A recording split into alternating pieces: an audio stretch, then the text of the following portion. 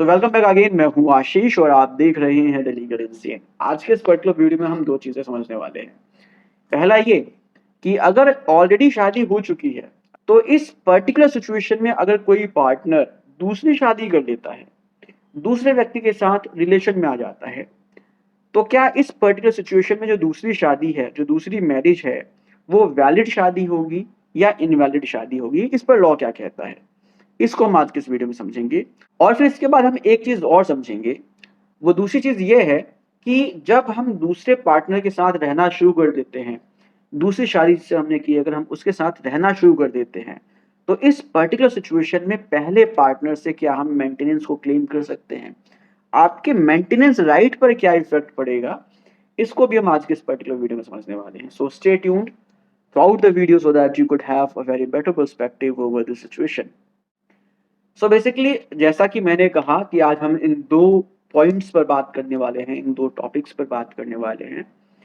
इसको हम समझेंगे एक केस के माध्यम से। बहुत ही इंटरेस्टिंग केस है, अभी रिसेंट में ही हिमाचल प्रदेश हाई कोर्ट ने इसको डिसाइड किया। इस पर्टिकुलर केस में क्या फैक्ट्स थे, ये बहुत ही इंपॉर्टेंस रखते हैं हमारे इन दोनों पॉइंट्स को समझने के लिए। सो मैं आपसे इस केस के फैक्ट्स को भी डिस्कस करूंगा और हिमाचल प्रदेश हाई कोर्ट ने इस केस में अपना क्या डिसीजन दिया, इसको भी हम समझेंगे। सो बने रहिए, लास्ट तक देखिएगा इस वीडियो को, ताकि आपको बहुत ही आसान शब्दों में समझ में आए कि इन दोनों पॉइंट्स पर बेसिकली लॉ क्या कहता है और कोर्ट का क्या व्यू होता है।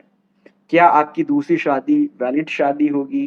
क्या आपको मेंटेनेंस मिलेगा या नहीं मिलेगा पहले पति से या पहले पार्टनर से?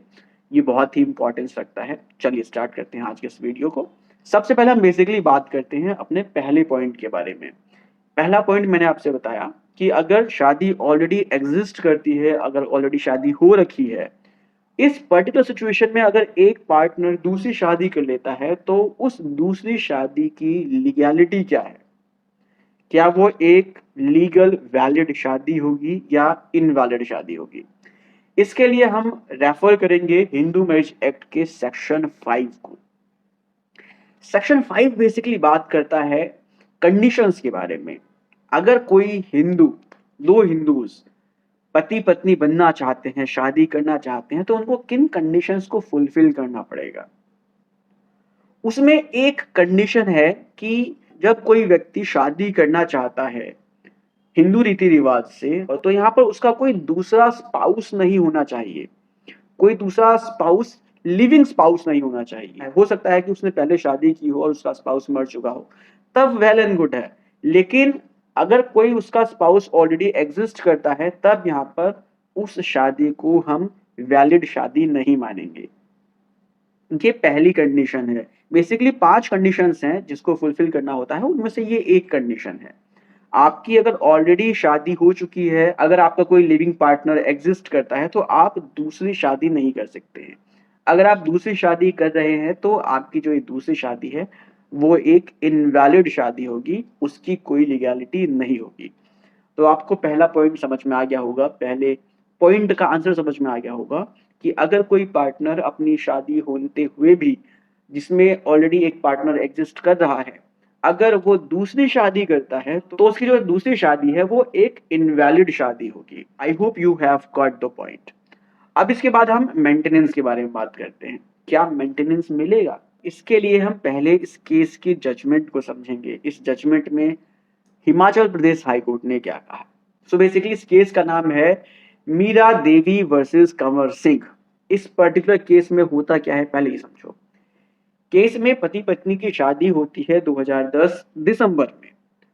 पत्नी आरोप लगाती है कि उसके साथ मार पिटाई होती है, उसको परेशान किया जाता है, टॉर्चर किया जाता है। इस वजह से उसने एक एफआईआर रजिस्टर करवाया पति के अगेंस्ट, और फिर फाइनली जाकर एक मेंटेनेंस का केस फाइल किया, जब पति ने उसको घर से निकाल दिया।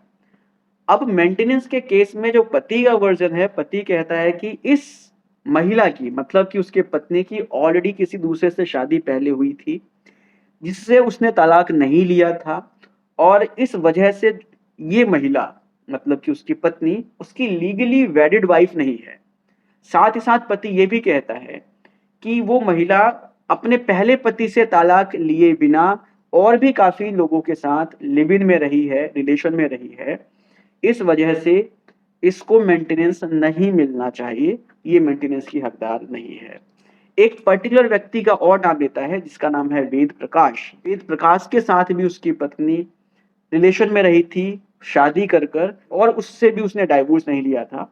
सो इस तरह से जो महिला है, जो उसकी पत्नी है, वो उसकी लीगली वेडेड वाइफ नहीं है और वो मेंटेनेंस की हकदार नहीं है। लेकिन ट्रायल कोर्ट ने, जो डिस्ट्रिक्ट कोर्ट है, उसने पति की किसी बात को इम्पोर्टेंस नहीं दी। पत्नी के एविडेंसेस को देखकर ये माना कि जो पहले उसकी शादी हुई थी उससे उसने लीगल तरीके से डाइवोर्स लिया था। इस तरह से वो इस व्यक्ति की, कंवर सिंह की, एक लीगली वेडेड वाइफ है और इस तरह से 2000 रुपए महीने का मेंटेनेंस फिक्स कर दिया जो पति को देना था। अब इस ऑर्डर के खिलाफ पति पत्नी पहुंच जाते हैं हाई कोर्ट, दोनों ही पहुंचते हैं। पत्नी कहती है कि ये 2000 रुपए बहुत ही नॉमिनल है, ये बहुत ही कम अमाउंट है, पति बहुत अच्छा खासा अमाउंट कमाता है, इसलिए कम से कम 10,000 रुपए मिलना चाहिए। पति भी पहुंचता है हाई कोर्ट। पति अपना दोबारा वही बात कहता है कि वो उसकी लीगली वेडेड वाइफ नहीं है, पहले व्यक्ति से इसने तालाक नहीं लिया था और दूसरा व्यक्ति जो वेद प्रकाश है उसके साथ भी वो रही है अडल्ट्री में, तो इस तरह से इसको मेंटेनेंस नहीं मिलना चाहिए।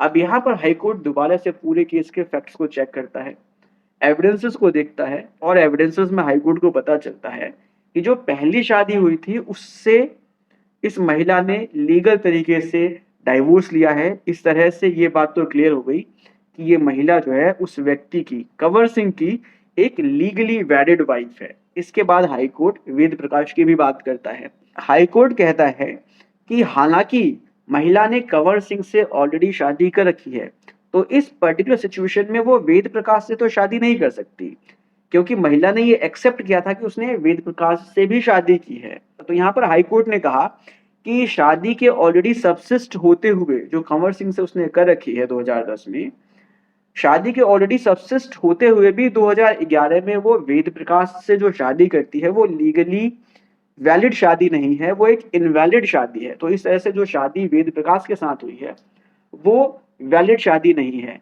और यहाँ पर महिला ने एक चीज और एक्सेप्ट किया था कि वो वेद प्रकाश के साथ 5-6 दिन रही भी थी। तो इस चीज को बेसिकली हाई कोर्ट कहता है कि 5-6 दिन साथ में रहने का मतलब है कि वो महिला वेद प्रकाश के साथ अडल्ट्री में इन्वॉल्व थी। अब अगर कोई महिला अडल्ट्री में इन्वॉल्व है तो सेक्शन 125 का सब क्लॉज 4 कहता है कि अगर कोई महिला अडल्ट्री में इन्वॉल्व है तो वो पति से मेंटेनेंस की हकदार नहीं है, वो पति से मेंटेनेंस नहीं मांग सकती। इसी पर्टिकुलर ग्राउंड पर हाई कोर्ट ने डिस्ट्रिक्ट कोर्ट को कहा कि कम से कम डिस्ट्रिक्ट कोर्ट को ये समझना चाहिए था कि वेद प्रकाश से जो शादी हुई है वो वैलिड शादी नहीं है और वो अडल्ट्री में रही है, इस वजह से मेंटेनेंस की हकदार नहीं है। तो यहाँ पर ऐसा कहते हुए सेक्शन 125 के सब क्लॉज 4 का ग्राउंड लेते हुए हिमाचल प्रदेश ने पत्नी के मेंटेनेंस को डिसअलाउ कर दिया। जो 2000 रुपए फिक्स कर रखे थे उसको भी रिजेक्ट कर दिया और अपने ऑर्डर में कहा कि पति मेंटेनेंस देने के लिए रिस्पॉन्सिबल नहीं है। सो आई होप अब आपको बेसिकली यहाँ पर अपने दूसरे पॉइंट का भी आंसर समझ में आ रहा होगा कि अगर कोई महिला शादी होने के बाद किसी दूसरे व्यक्ति के साथ शादी करती है तो वो पहली बात तो शादी वैलिड शादी नहीं है, इनवैलिड शादी है।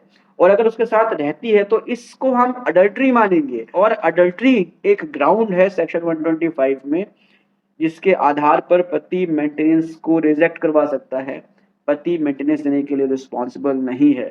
सो आई होप अब यहाँ पर आपको दोनों ही पॉइंट्स का आंसर मिल गया होगा। पहला पॉइंट कि शादी होते हुए अगर दूसरी शादी होती है वो इनवैलिड शादी होगी। दूसरा पॉइंट, अगर इनवैलिड शादी में कोई महिला दूसरे व्यक्ति के साथ रहती है तो वो अडल्ट्री है और इस आधार पर मेंटेनेंस को रिजेक्ट किया जा सकता है। उम्मीद करता हूँ कि आपको ये वीडियो इन्फॉर्मेटिव लगी होगी और अगर इन्फॉर्मेटिव लगी है तो थोड़ा सा ज्ञान बढ़ाइए, दूसरों के साथ शेयर कीजिए। बाकी चलते फिरते मिलेंगे दूसरे वीडियो में। नमस्कार।